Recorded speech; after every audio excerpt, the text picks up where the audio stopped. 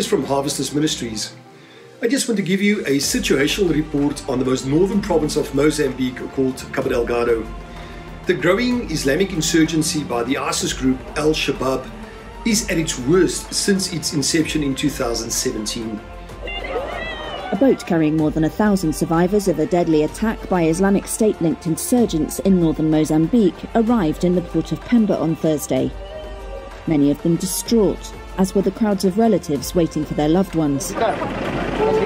Aid workers waited to give survivors food, and police and soldiers kept order.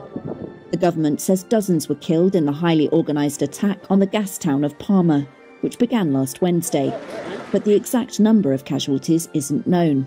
Just in the last 2 weeks, violent attacks on both citizens and foreigners have escalated, and the number of people that have died since the insurgency started has now passed the 2,500 mark. Mariamo Tagir was among many who fled and walked for days through the forest.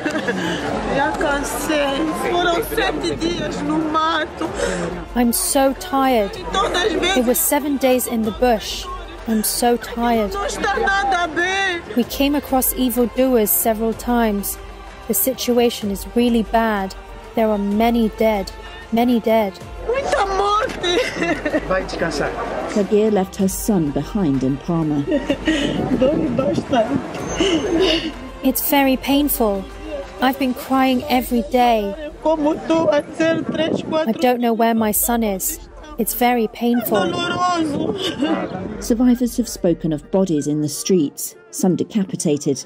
Reuters has been unable to independently verify accounts from Palma, and most communication was cut off after the attack began.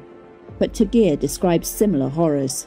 More than 600,000 people have now been left internally displaced, having to flee to neighbouring provinces for shelter and assistance. Aid groups believe the attack displaced tens of thousands of people, many of whom fled into dense forest or attempted to escape by sea. Hundreds, including many foreign workers, have been evacuated by air. The fighting continued as recently as Tuesday, security sources said. Islamist insurgents have been increasingly active in the surrounding province of Cabo Delgado since 2017, although it is unclear what specifically they are fighting for. The district around Palma is home to natural gas projects worth $60 billion. A diplomatic source said there were roughly 1,200 displaced people on board the boat, including 300 children and 400 women.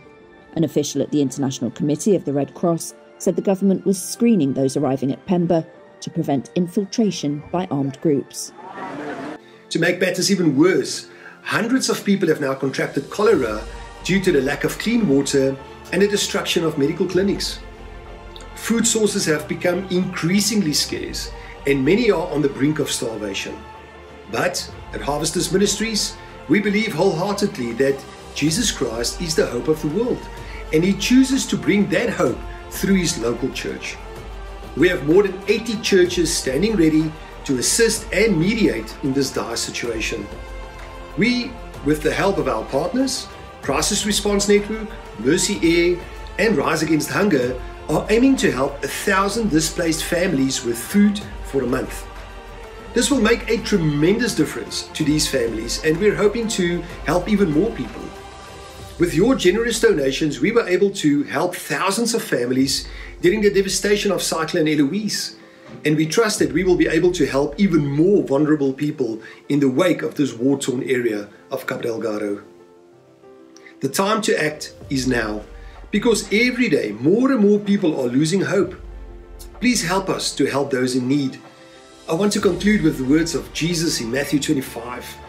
If you have done this, even to the least of these, my brothers and sisters, you have done it to me. May God help us all.